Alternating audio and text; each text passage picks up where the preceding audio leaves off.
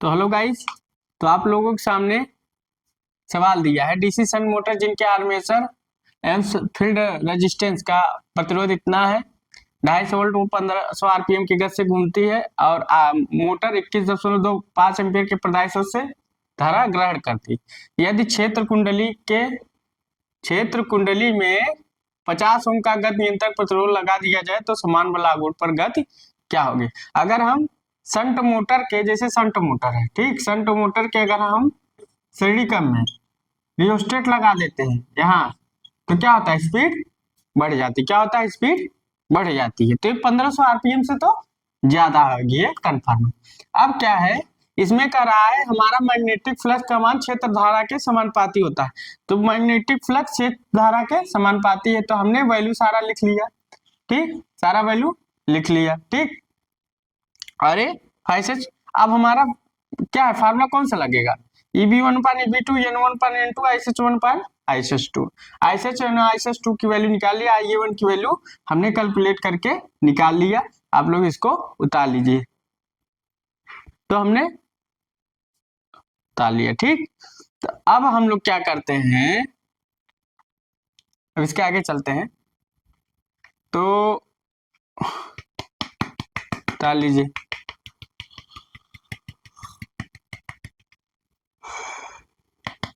क्या नहीं, क्या हो रहा है, वीडियो में थोड़ा गड़बड़ी आ रहा है।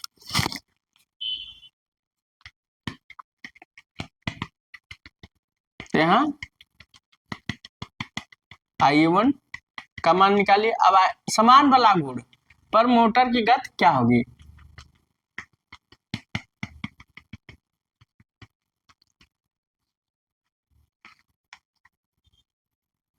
सीधा तो उतार लिए होंगे। तो अब समान बल गुण पर जब हम रियोस्टेट लगा देते हैं तब IA2 की वैल्यू क्या होती है। तो समान बल गुण तो T proportional phi into IA। तो फाइ का मान क्या है, ISH के, तो ISH मान लेंगे IA। तो यहाँ हम T1 equal to ISH1 IA1 कर सकते हैं, T2 equal to ISH2 IA2 कर सकते हैं, तो T1 इक्वल टू T2 कर सकते हैं, समान बल गुण है। तो ISH1 IA1 ISH2 और IA2 इतना कर सकते हैं, इधर उतार लिए होंगे। तो अब इसमें मान रख दीजिए, ISH1 का मान कि 10.25 शायद यही था, इसका 20, इसका 1 इंटू IA2। तो IA2 का मान कितना आएगा,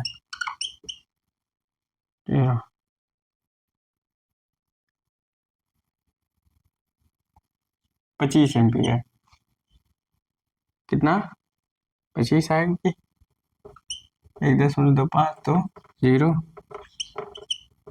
2 5 2 10, 25 एम्पियर आएगा। कितना आएगा, 25 एम्पियर। तो IA2 की वैल्यू निकल गई। अब IA2 की वैल्यू निकल गई तो हम फार्मूला क्या जानते हैं, EB1 अपान EB2, तो उसी में हम लोग रखते हैं EB1 अपान EB2 और N1 अपान N2 और ISH1 अपान ISH2, इसी में वैल्यू रख दीजिए।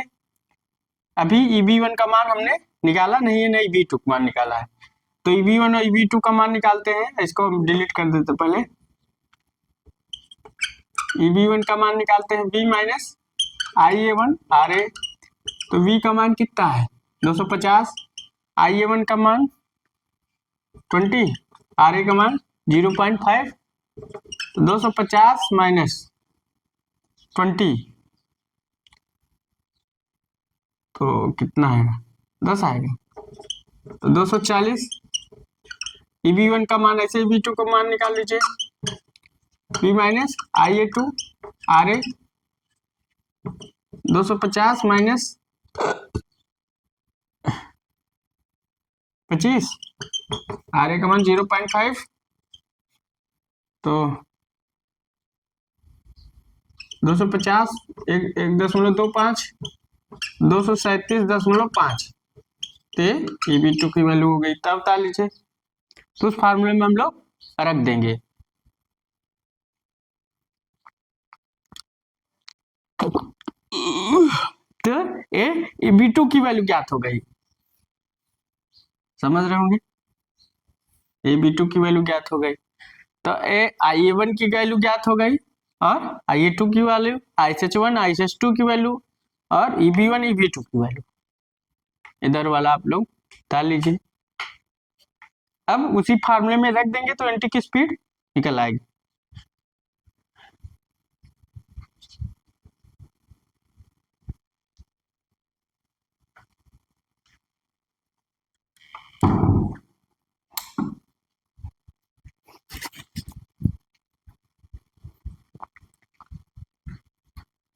तो इधर का आप लोग उतार लिए होंगे, तब हम इस फार्मूले में रख देते हैं, कुछ नहीं है। Eb1 Eb2 और N1 N2 ISH1 ISH2, कुछ है? कुछ नहीं है। Eb1 की वैल्यू 240, Eb2 की वैल्यू 237.5, N1 की वैल्यू कितनी है? 1500, ISH1 की वैल्यू 1.25, शायद इतना ही है। और N2 की वैल्यू ज्ञात करनी है और ISH2 की वैल्यू कितनी है? ISH2 की वैल्यू आप लोग कितना निकाले थे? देखो मेरे याद से उतर गया है, इसमें शायद मैंने एक आया था ना, तो इसको अगर हम हल कर लेंगे तो N2 की वैल्यू आ जाएगा 1855 RPM। देखिए आपका स्पीड क्या है? 1855 RPM से ज्यादा, मतलब 1500 RPM से ज्यादा है। हमने बताया था, आंसर भी आ गया। बता लीजिए, सवालें अच्छी हैं, बस लगाने का तरीका अच्छा होना चाहिए।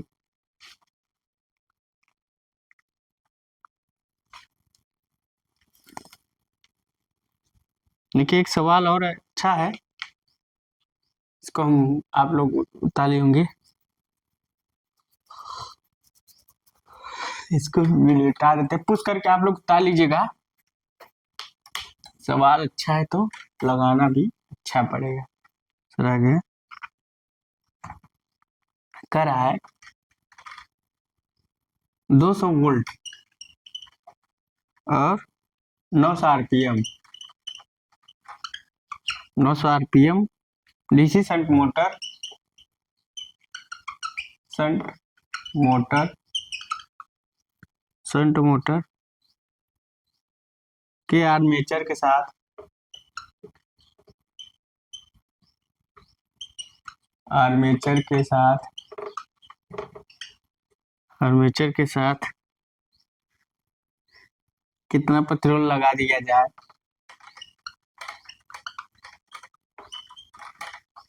प्रतिरोध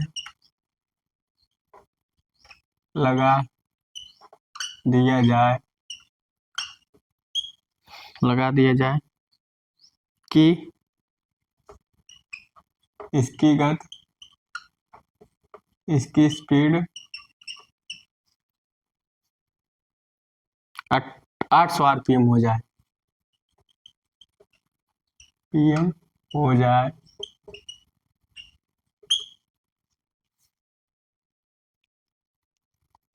यह विद्युत पदार्थ से 1800 एम्पीयर धारा ले रही है। यह विद्युत पदार्थ से कितना धारा ले रही है? 18 एम्पीयर, 18 एम्पीयर की करंट ले रही है, रही है।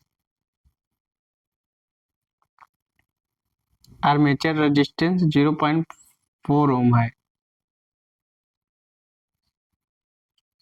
आर्मेचर रेजिस्टेंस 0.4 ओम है। आर्मेचर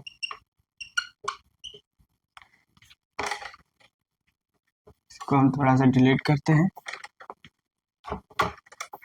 आर्मेचर रेजिस्टेंस 0.4 ओम। देखिए आंसर तो आपका आ ही गया है, मगर एक तरीका आपको मैं सिखा देता हूं। अगर मान लीजिए जैसे संट मोटर है, ठीक, क्या है, संट मोटर है। अब संट मोटर है, इसकी स्पीड घट गई, क्या करा है, 200 वोल्ट और 900 RPM, 900 RPM DC shunt motor के आर्मेचर के साथ कितना प्रतिरोध लगा दिया कि स्पीड 800 आरपीएम हो जाए, ठीक। तो स्पीड घट गई, तो समझ रहे होगे, आर्मेचर के साथ अगर हम रेजिस्टेंस मतलब रियोस्टेट लगा दिए तो आर्मेचर का भी रेजिस्टेंस होगा, ये तो रियोस्टेट का हो गया। तो आर्मेचर का जो रेजिस्टेंस होता था वो कितना है, ये देखिए है ना 0.4 एम्पियर, ठीक, ऐसा मोटर है। चलो अब ये रेजिस्टेंस हमको ज्ञात करनी है, ठीक, इस रेजिस्टेंस को ज्ञात करना है, ठीक। स्पीड घट गई तो यहाँ याद रखिएगा, जो इसका रेजिस्टेंस लगाएंगे बहुत ज्यादा रेजिस्टेंस नहीं होता, जो आर्मेचर में रेजिस्टेंस लगा है बहुत ज्यादा नहीं होता है। लमसम इसको जोड़ोगे प्लस इसको जोड़ दोगे तो लमसम मान लीजिए आंसर आपका आ जाएगा, ठीक। तो अगर इसको जोड़ोगे तो लमसम 2 एम्पियर से कम होता है, 2 एम्पियर से कम होगा, अगर जोड़ोगे तो आंसर भी उतना ही आएगा, समझ गए। तो स्पीड घट रही है, तो स्पीड पहले n1 कितना है 900 आरपीएम, n2 800 आरपीएम, घट गई। अब V का मान 200 वोल्ट, अब प्रदायी सोर्स से करंट कितना ले रहा है 18 एम्पियर, आर्मेचर रेजिस्टेंस की वैल्यू कितनी है 0.4 ओम। अब आर की ये जो रेजिस्टेंस में लगा है इसी की वैल्यू ज्ञात करनी है, इसी की वैल्यू ज्ञात करनी है, ये पूछ रहा है, ठीक।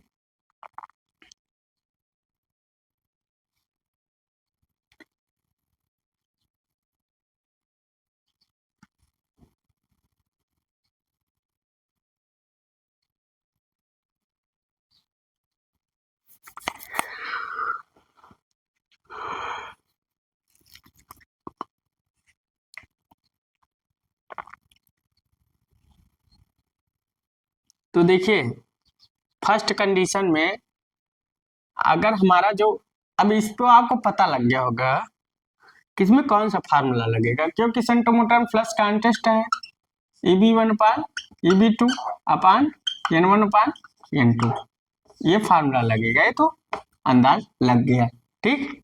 अब देखो पहले हमने क्या किया, EB1 का मान कब निकाला, जब हमने नहीं लगाया, तब हमारी स्पीड क्या थी 900 आरपीएम।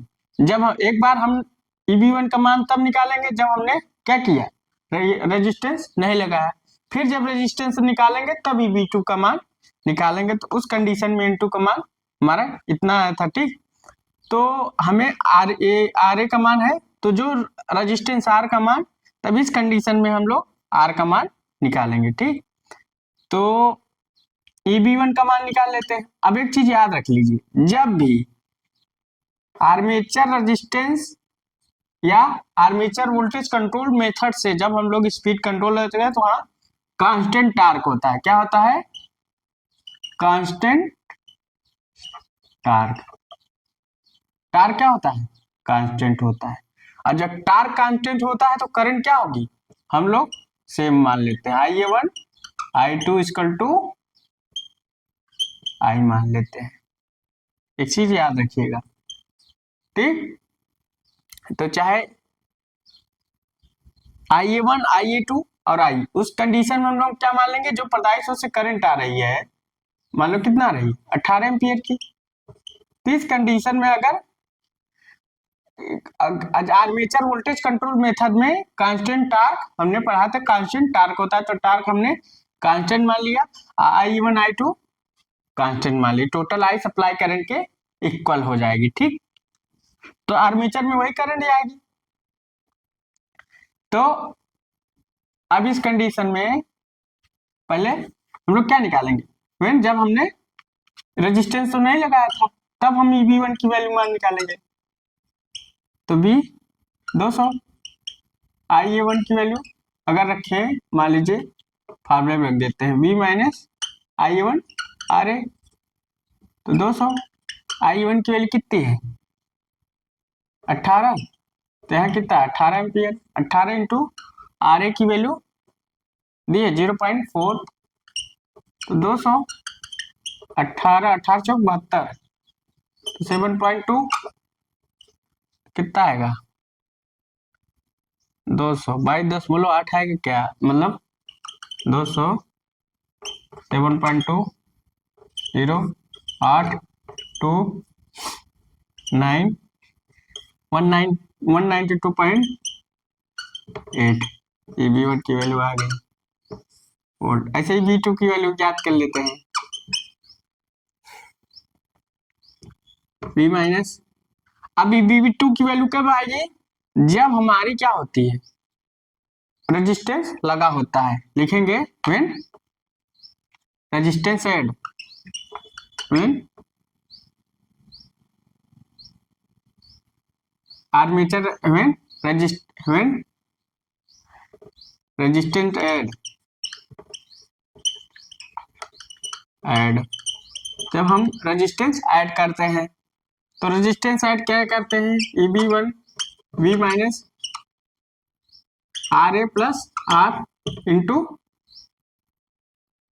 IA1, मतलब IA सेम वही है। तो V का मान 200, V का मान 200 इंटू RA का मान कितना है? 0.4 प्लस R, IA का मान 18।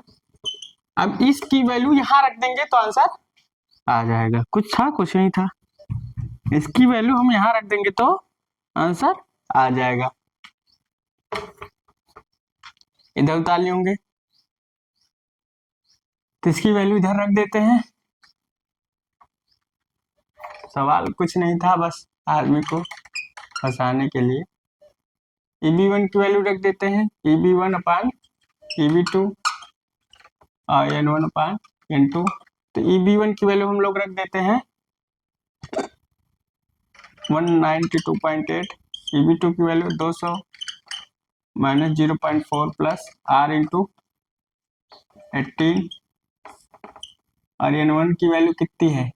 900, N2 की वैल्यू 800। इसको हल कर लेंगे,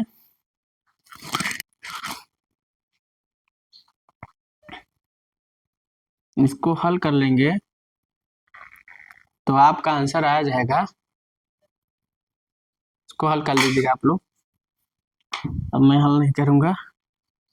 1.2 हमारा है, R का वैल्यू 1.2 हमारा है, आंसर आ गया। ताली कुछ था, कुछ नहीं था। इसको अब आप लोग हल कर दीजिएगा, मैंने आंसर लिख दिया। ताली जी, तो कुछ था, कुछ नहीं था, बस आप अगर कॉन्सेप्ट क्लियर है कि आर्मेचर रेजिस्टेंस मेथड से या आर्मेचर वोल्टेज कंट्रोल मेथड से अगर हम रेजिस्टेंस लगाते हैं तो वहाँ कांस्टेंट टार्क होता है, और उस कंडीशन कुछ नहीं दिया तो हम IA1 IA2 IA कांस्टेंट मान लेंगे।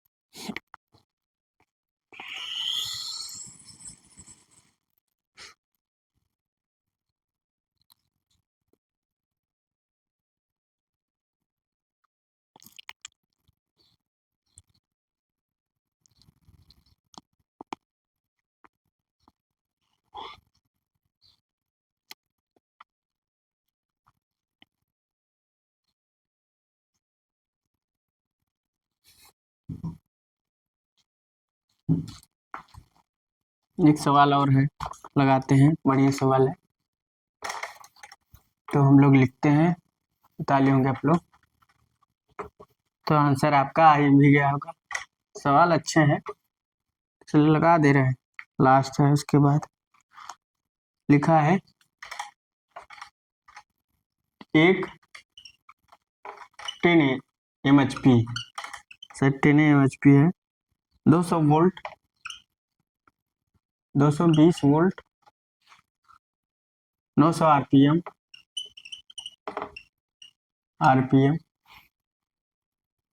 शंट मोटर की गति, शंट मोटर की गति, शंट मोटर की गति 350 आरपीएम करने के लिए 50 आरपीएम करने के लिए आर्मेचर सर्किट में प्रतिरोध लगाना है।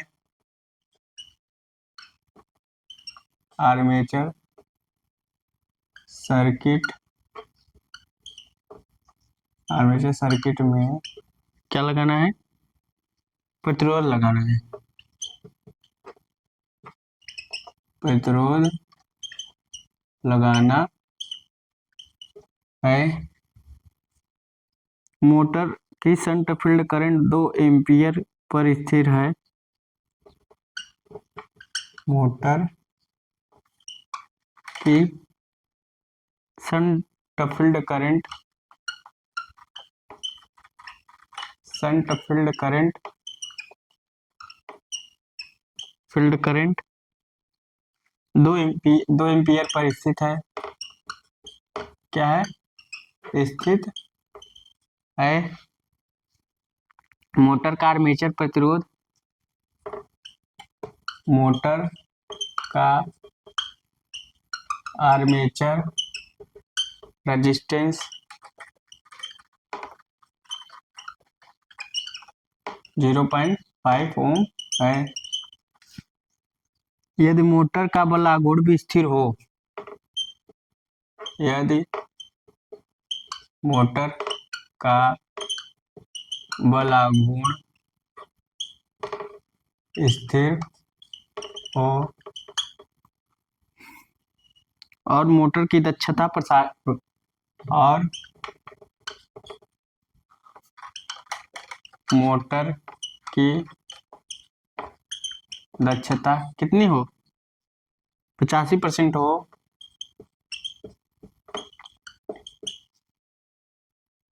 तो आर्मेचर सर्किट में लगाए गए प्रतिरोध का ज्ञात कीजिए। ओ आर्मेचर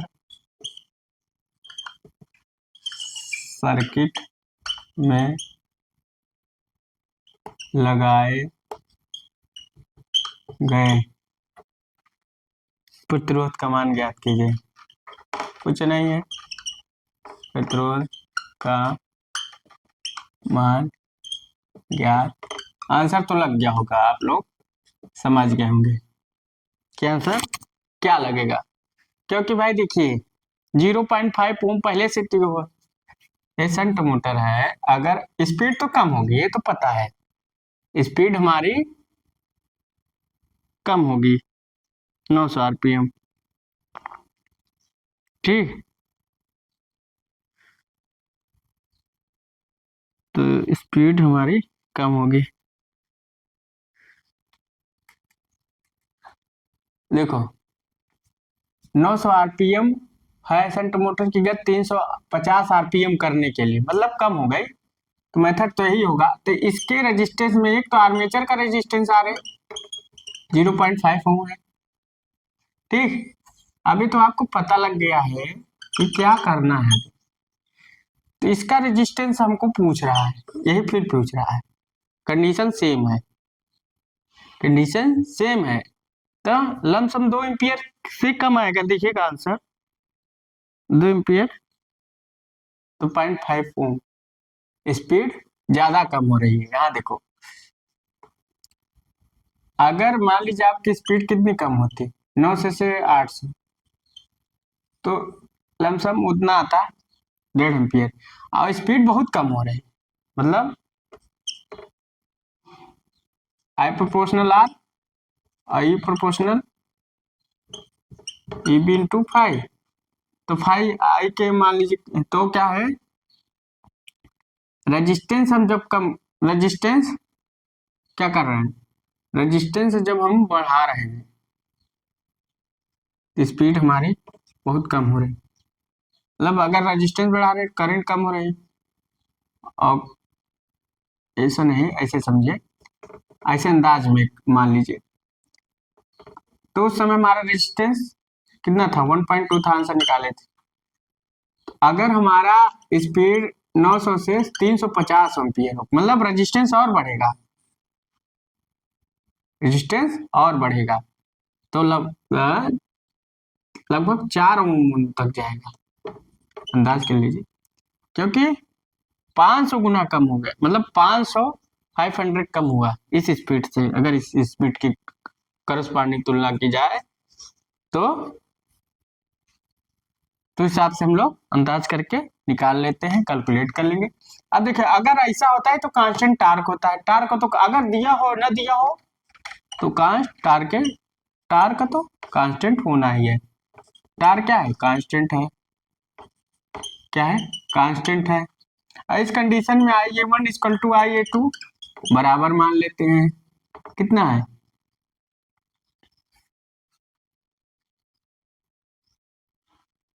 ठीक, IA1 IA2 हम लोग क्या मान लेंगे, बराबर मान लेंगे, ठीक। तो और लोड करंट वही कि कल हम लोग मान लेते हैं। अब देखिए, ठीक, अब यहाँ क्या कर रहा है, मोटर ए शंट फील्ड 2 एम्पियर पर स्थित है, मोटर की शंट फील्ड करंट ISH की वैल्यू दिया है, आर्मेचर रेजिस्टेंस, तो हम लोग सब वैल्यू निकाल लेते हैं। N1 की मान 900, N2 की मान 350, आप शंट फील्ड करंट आपका दिया है ISH, ISH की वैल्यू हम लोग निकालेंगे, ISH की वैल्यू दिया है,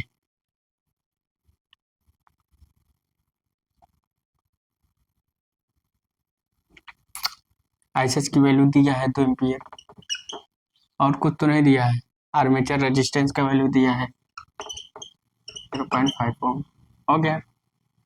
तो हमारा समझ में आ गया कि फार्मूला कौन सा लगेगा, फार्मूला वही पुराना वाला लगेगा, EB1 EB2, पहले फार्मूला लिख लेते हैं तो हम लोग लगा लेते हैं, N1 इंटू फार्मूला यही लगेगा, EB1 का मान निकालना है, EB2 का मान निकालना है, N1 का मान निकालना है, और N2 का मान निकालना है।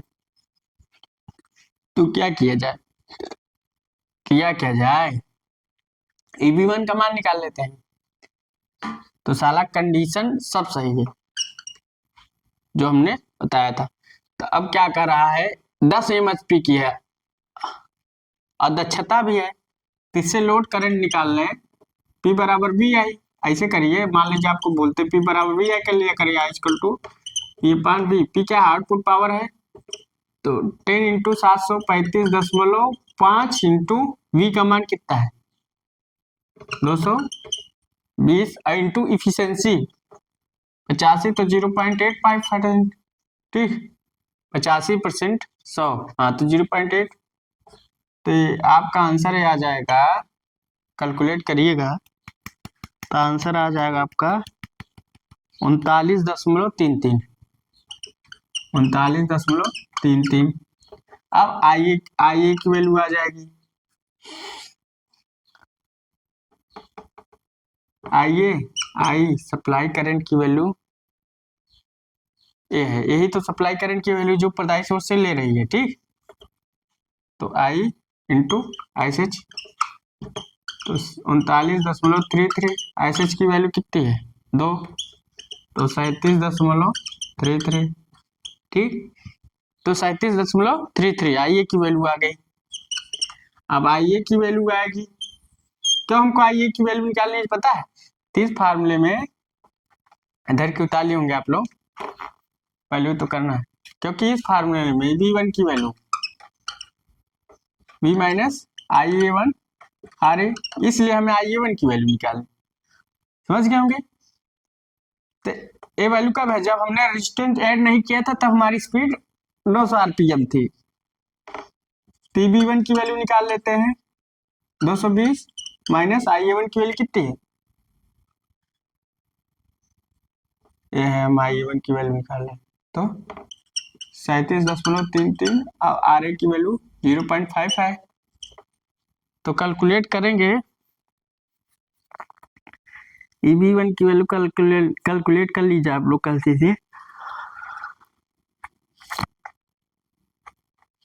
कैलकुलेट करके क्या कर लीजिएगा, 200 शायद 201.33 वोल्ट आ गया EB1 की बात, ठीक। अब ऐसे B2 का मान निकालिए। B2 का मान कब होगा? जब हम रेजिस्टेंस ऐड करेंगे, जब तब उस कंडीशन में हमारा स्पीड कम हो जाएगा, लिख देंगे रेजिस्टेंस ऐड इन आर्मेचर, किसमें? इन आर्मेचर में। तब B2 की मान निकालते हैं, V minus IA2 RA plus R। तो अब हम लोग निकाल लेते हैं, 220 माइनस IA2 की वैल्यू कितनी है?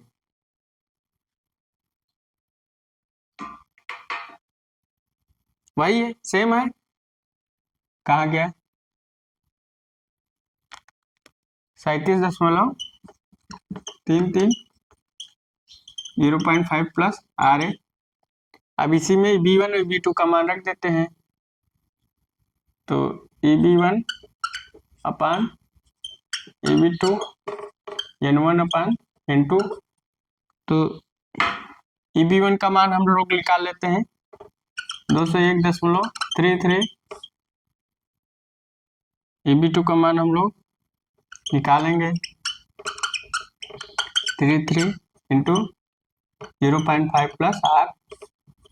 N1 का मान 900, N2 का मान 350। तो R की वैल्यू हल करोगे तो कितना आंसर आ रहा है? 3.33 होंगे, आंसर आ गया। कुछ था? कुछ नहीं था, डाल लीजिए आप लोग।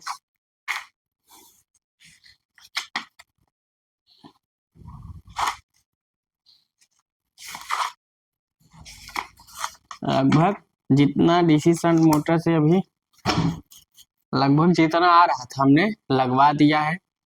आपको अगर मेरी वीडियो अच्छी लग रही हो तो एक बार बता लीजिए आप। तो अगर मेरी वीडियो आपको अच्छी लग रही, पढ़ाने का तरीका अच्छा लग रहा हो, समझाने का तरीका अच्छा लगा तो लाइक और सब्सक्राइब जरूर कीजिए, अपने दोस्तों के साथ शेयर कीजिए, क्योंकि जितने इंपॉर्टेंट सवाल है, जैसे लगाना है, कैसे क्या करना है, क्या क्या कंडीशन आ सकती है, ठीक, सारे कॉन्सेप्ट यूज हो रहे हैं, ऐसा नहीं कॉन्सेप्ट नहीं यूज हो रहा है। तो आप लोग अच्छे से पढ़िए और अपने दोस्तों के साथ शेयर कीजिए। So thanks.